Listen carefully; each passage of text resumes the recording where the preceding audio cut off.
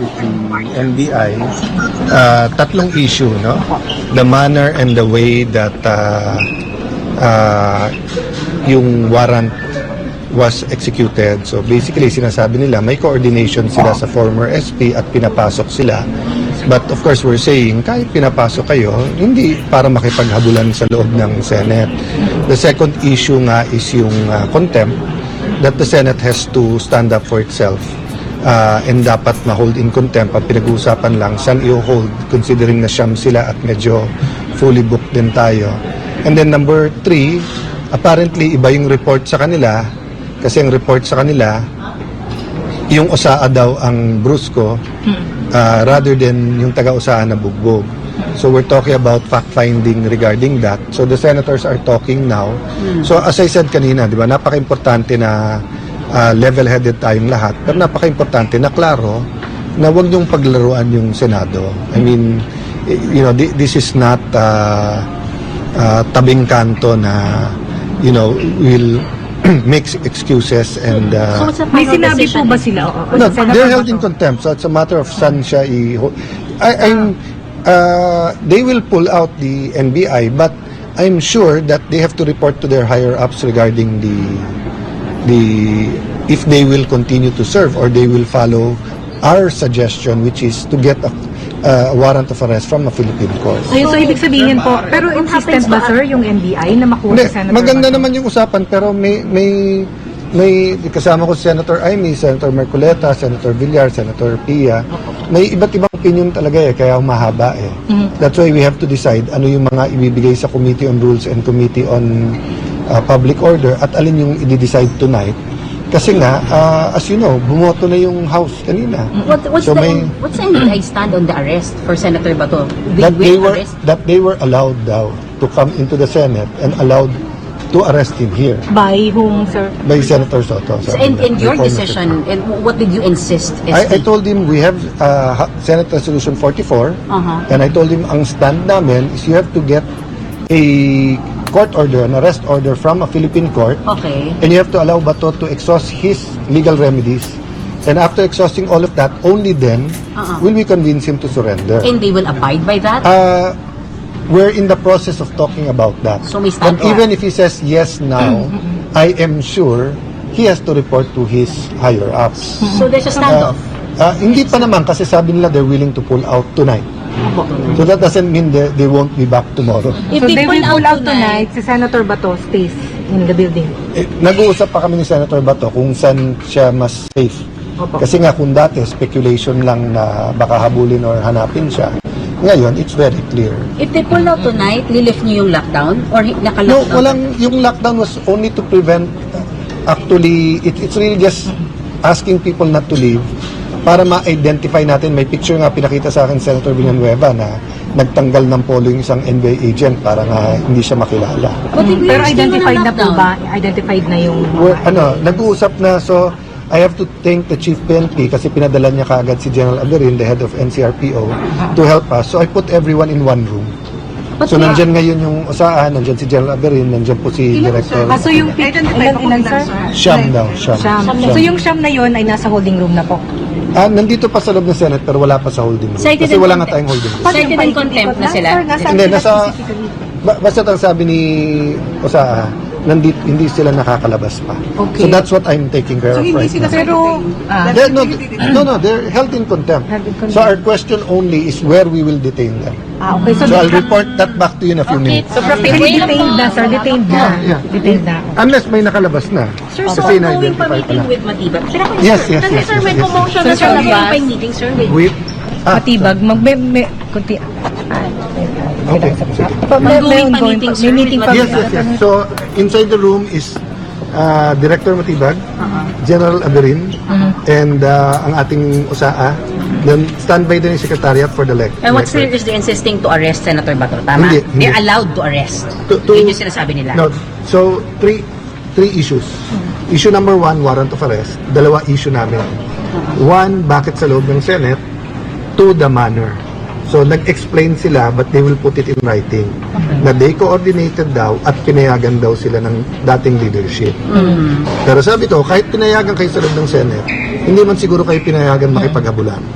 So, yun yung ongoing. So assured na walang arestuhan by tonight? Assured na walang More or less, I just have to seal yung usapan. Okay. Number 2 Okay. is that yung we explain that iba yung criminal, iba yung administrative. They can defend themselves na ini-issue na lang nila yung warrant. But from our point of view, pinipigilan nila siya mag-attend. And that's contempt. Kasi hindi mo pwedeng, hiwalay pa dyan yung, yung nasa revised penal code na yung parliamentary immunity or whatever other crime. Ang point namin, we're holding you contempt kasi pwede naman kayo umakyat eh.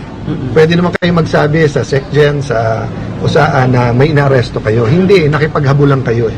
Diba? Ang sinasabi nila, hindi naman sa session hall. Sabi namin, anywhere inside the Senate, it's the same.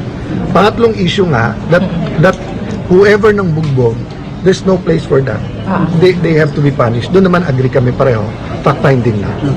Sir, hiningan nyo ba ng paliwanag o hihingan nyo ng paliwanag si former Senate President Soto for allowing them to stay here? It's fact-finding pa lang naman. And it's all in the open. I mean, yun din naman ang sinabi nung dating usaa. Opo. Binasa ko naman kanina.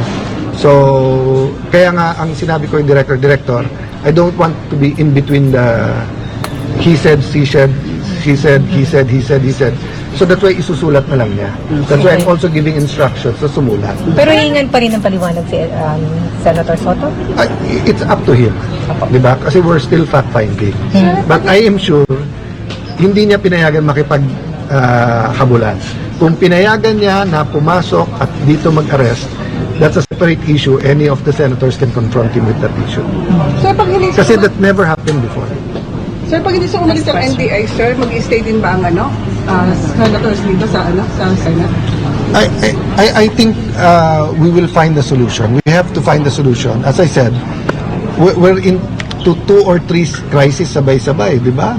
Sooner or later, dadating dito yung articles of impeachment. Do you want na ang pinag-uusapan pa rin natin si Sen Bato? Number 2, hindi ramdam ng lahat, but the delay in resolving the problem in Iran, Israel, and the U.S. conflict with Iran will continue to drive up prices. Diba? So it needs our immediate attention. I was reminded by the senators now, we have to fill up the committees. And sir, yung articles of impeachment, iakit ka bukas? So, I don't know. Up to tonight? Ang trabaho lang namin is to receive it and then to act for Pero it. May communication na commitment tonight? po Wala, na so far, wala pang nagsasabi sa akin na may communication. pero kung matanggap po dito, definitely magko-convene kayo as impeachment court? We were talking already with the minority. I told them, lahat na tayo magbasa ng rules. Opo. Kasi mayroon nag-opinion na kailangan muna ipasa yung rules. May nag-opinion ng dati naman, sinunod lang yung dating rules. So, yun ang meeting ko after matapos. Okay. Pero definitely magko-convene as impeachment court. Thank you. Pero definitely magko-convene as impeachment court. Pag natanggap yung article, sir. We will follow the, there will be no delay. Apo. So the question is lang, what are the administrative processes that we have to do? So that's a yes. Even Senator Soto said, convene, Apo. pero hindi ibig sabihin trial kagad. Magkaiba yon kasi may mga kailangan i-issue. Okay?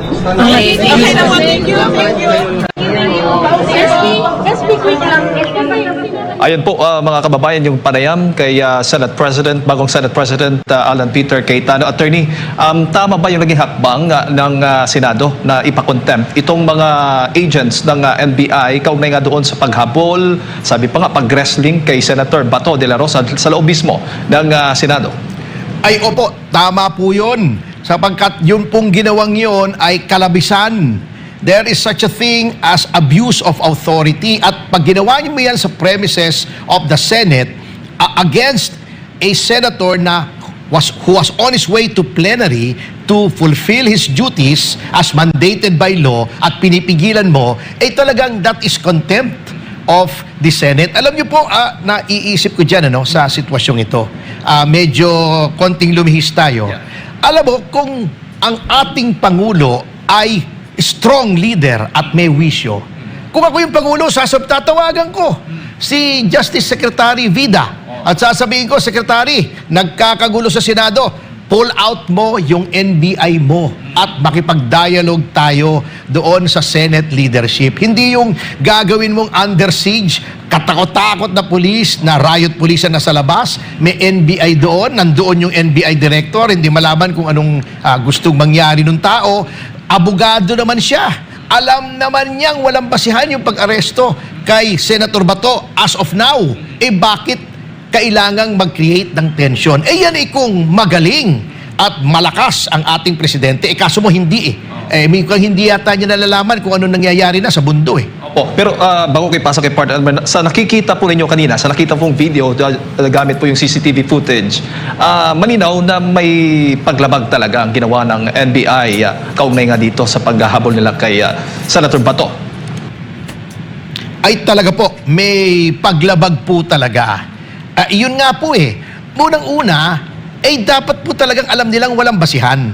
Tama yung sinabi ng mga senador. There has to be a warrant from Philippine courts. At being a lawyer, being an officer of the court, si Director Matibag cannot feign ignorance of the issuances of the court, especially with respect po doon sa guidelines, sa rules of proceeding, sa extradition. So, hindi po siya pwedeng magmaang-maangan na hindi ko alam.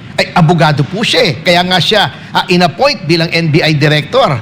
Sa pagiging abogado niya na presumably ay maalam siya sa batas, lalong-lalo na sa mga duties at mga powers ng National Bureau of Investigation. So tama-tama lang, dapat talagang kino-contempt, otherwise mag-aabuso po yan. At lahat na ng institusyon ay lalabagin na po ang mga prerogatives and privileges.